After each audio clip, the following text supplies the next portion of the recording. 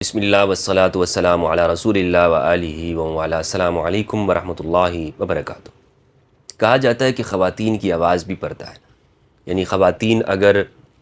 کوئی منقبت پڑھتی ہیں، نعت پڑھتی ہیں یا قرآن مجید کا درس دیتی ہیں تو ان کا درس نہیں سننا چاہیے، کیونکہ ان کی آواز بھی پردہ ہے، ان کو درس بھی نہیں دینا چاہیے، یعنی جو لوگ اس کو سنیں ریڈیو کے اوپر، ٹی وی کے اوپر، کیوں؟ اس لیے کہ جناب ان کی آواز پردہ ہے، لہٰذا یہ شریعت کے خلاف ہے کہ یہ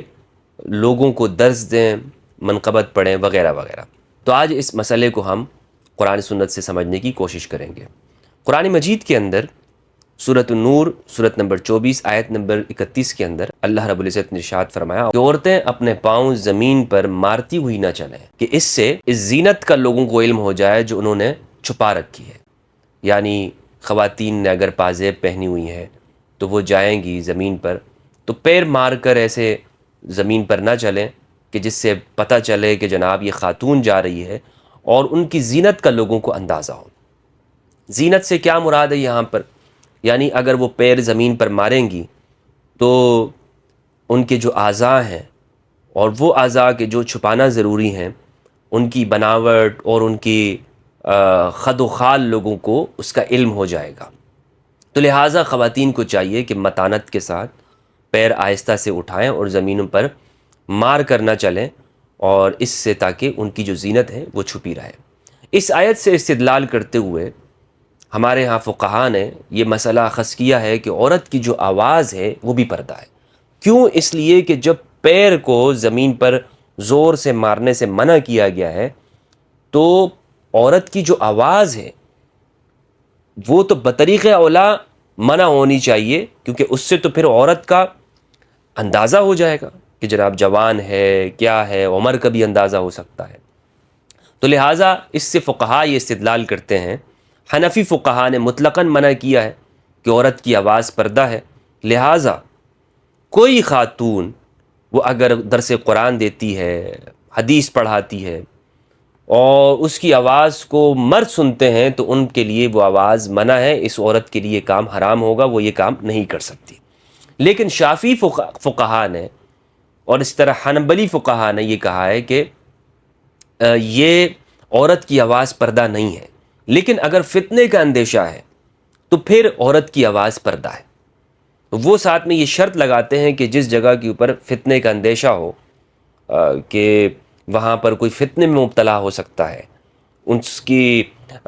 گفتگو میں یا ایسے اشعار پڑھ رہی ہے، ایسے انداز کے ساتھ پڑھ رہی ہے کہ دوسرا فتنے میں مبتلا ہو سکتا ہے، تو لہٰذا انہوں نے منع کیا ہے۔ لیکن اگر ہم قرآن مجید کو دیکھتے ہیں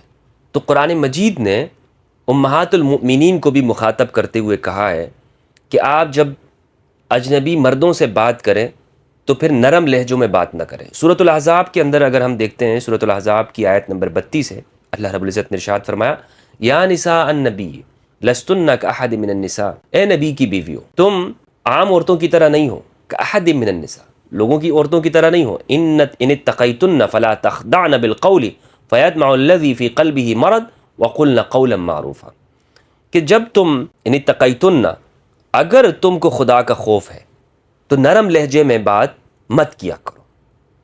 جس سے بیمار دل میں کوئی بری خواہش پیدا ہو، صاف اور سیدھی بات کیا کرو، وَقُلْنَ قَوْلًا مَعْرُوفًا۔ تو یہاں پر امہات المؤمنین کو خطاب ہے، لیکن اس سے مراد تمام امت کی عورتیں ہیں۔ اب دیکھیں امہات المؤمنین سے جب خطاب کیا گیا اور کہا گیا کہ تم جب مردوں سے بات کرو تو پھر ایسے انداز میں گفتگو مت کرنا کہ جس سے کوئی بری خواہش کسی کے دل میں پیدا ہو جائے۔ تو اس آیت سے یہ بات معلوم ہوتی ہے کہ جب امہات المؤمنین کو بات کرنے کی تو اجازت ہے لیکن انداز سے منع کیا گیا، تو عام عورتوں کو بھی بات کرنے کی تو اجازت ہے، اور اس سے کوئی بھی فقہا میں سے کسی نے منع نہیں کیا۔ ضرورت کے وقت ایک عورت مرد سے بات کر سکتی ہے، لیکن ساتھ میں قرآن مجید نے یہ کہا کہ انداز ایسا نہ ہو، نرم نرم الفاظ کے اندر نہ ہو، یا بنا سوار کر الفاظ اپنی آواز کو نہ بنایا جائے، بلکہ آپ درست لہجے کے اندر بات کریں، سیدھی سیدھی بات آپ کریں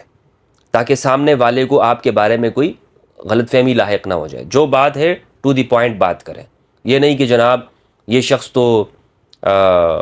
یہ قریبی افراد میں سے، تو لہٰذا اس کے ساتھ تو بڑے ہی بنا سنوار کر عورتیں جو ہیں وہ بات کریں، تو قرآن نے منع کیا۔ لہٰذا اس آیت سے یہ بات معلوم ہوتی ہے کہ خواتین کی جو آواز ہے وہ مطلق پردہ نہیں ہے، ورنہ تو دنیا کا نظام ہی برباد ہو جائے گا، کہ بہت ساری جگہوں کے اوپر خواتین سے بات کرنا پڑ جاتی ہے، اور اسی طرح مردوں کو بھی ضرورت ہے کہ وہ عورتوں سے بات کریں، یعنی بہت سارے مقامات ایسے ہیں، عدالت کے اندر، کسی معاملے کے اندر مسائل پیش آ سکتے ہیں، مریض ہو سکتی ہے خاتون، وغیرہ وغیرہ بہت ساری چیزیں ہیں، تو لہٰذا بات کی جائے گی، اور عورت کی بات پردہ نہیں ہے، ورنہ تو پھر اس کو ہمیشہ منہ پہ تالے لگانے چاہیے، منہ ہمیشہ اپنا سی کے رکھ دے۔ تو وہاں پر اس آیت کے اندر جو اللہ رب العزت نے ارشاد فرمایا کہ پیر نہ مارے زمین پر، اس کی آواز سے اس کی زینت ظاہر نہ ہو جائے، تو وہاں پہ مراد کیا تھی؟ مراد یہ کہ اس کی جو زینت، اس کی باڈی، کہ وہ اعضاء ظاہر نہ ہوں، ان کو چھپانا مقصود ہے، یہ نہیں کہ جناب اپنے منہ کے اندر جو اس کے الفاظ ہیں وہ بھی چھپانا، تو قرآن نے اس کو ذکر نہیں کیا، اگر وہ بھی پردہ ہوتا تو قرآن مجید اس کو ضرور بیان کرتا۔ اب اسی کے ساتھ ایک اور مسئلہ ہم سمجھتے ہیں، اور وہ یہ ہے کہ کیا خواتین پر سلام ہم کر سکتے ہیں؟ یعنی کسی جگہ پر خواتین کا اجتماع ہے، خواتین بیٹھی ہوئی ہیں اور آپ کا وہاں سے گزر ہوتا ہے، تو اب اس میں فقہا کے جو اقوال ہیں وہ مختلف ہیں۔ اکثر فقہا نے یہ بات کہی ہے، اور اس میں شیعہ کا بھی یہ موقف ہے کہ خواتین پر سلام میں پہل نہیں کر سکتے۔ امام علی علیہ السلام سے روایات ہیں، وسائل الشیعہ کے اندر روایت کا نمبر 25516۔ امام علی علیہ السلام نے فرمایا لا تبدأ النساء بالسلام، کہ آپ خواتین پر سلام میں پہل مت کریں، لیکن اسی میں ہی امام جعفر صادق علیہ السلام سے روایت ہے کہ آپ خواتین کو سلام کر سکتے ہیں۔ تو اس میں تطبیق یوں دی جا سکتی ہے کہ اگر خواتین میں آپ ایسی محفل میں سلام کر رہے ہیں جہاں پر فتنے کا اندیشہ نہیں ہے تو آپ سلام کر سکتے ہیں، اور اگر فتنے کا اندیشہ ہے، مثلا کسی تنہائی میں ہیں یا کوئی ایسی جگہ ہے جس میں یہ اندیشہ ہے کہ جناب اگر یہاں سے بات آگے بڑھ جائے گی تو پھر سلام نہیں کرنا چاہیے۔ رسول اللہ صلی اللہ علیہ وآلہ وسلم نے خواتین پر سلام کیا ہے، اور یہ سنن ترمذی کی روایت ہے، اسماء بنت یزید سے روایت ہے، وہ کہتی ہیں کہ رسول اللہ صلی اللہ علیہ وآلہ وسلم مر فی المسجد یوما، آپ مسجد میں ایک دن گزر ہوا، وعصبۃ من النساء قعود، اور عورتوں کی ایک جماعت بیٹھی ہوئی تھی، فألوى بیدہ بالتسلیم واشار عبد الحمید بیدہ، تو آپ صلی اللہ علیہ وآلہ وسلم نے ہاتھ سے اشارہ کیا، یعنی سلام کا اشارہ کیا۔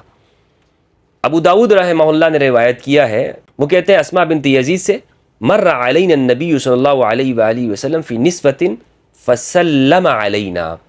کہ رسول اللہ صلی اللہ علیہ وآلہ وسلم کا ہم عورتوں کے پاس سے گزر ہوا تو آپ نے ہم پر سلام کیا۔ تو رسول اللہ صلی اللہ علیہ وآلہ وسلم سے سلام کرنا عورتوں پر ثابت ہے۔ اس حوالے سے کہتے ہیں کہ جناب پیغمبر سلام کر سکتے ہیں، ہم سلام نہیں کر سکتے، لیکن میں یہ سمجھتا ہوں کہ بات وہی درست ہے کہ جہاں پر فتنے کا اندیشہ ہے وہاں پر آپ سلام نہ کریں، اور جہاں فتنے کا اندیشہ نہیں ہے تو آپ سلام کر سکتے ہیں۔ تو